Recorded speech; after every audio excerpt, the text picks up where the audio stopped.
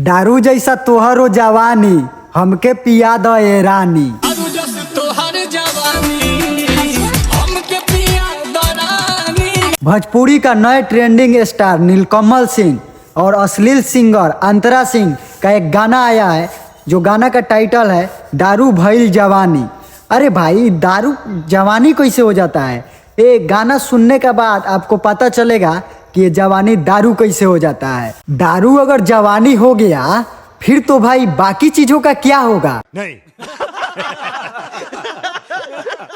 इसीलिए जाके इस गानवा को सुनिए। और गानवा में एक लाइन है कि दारू जैसन तोहर जवानी, यानी अंतरा सिंह प्रियंका की जवानी दारू जैसा है। हमको नहीं पता। तो दारू पीने के बाद ही पता चलेगा कि जवानी दारू जैसा है।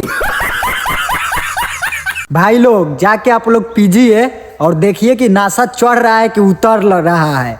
हमको तो नहीं लगता है कि इनके जवानी को पीकर आप लोग का नशा चढ़ेगा, बल्कि पीने के बाद नशा उतर जाएगा। समझ रहे हो?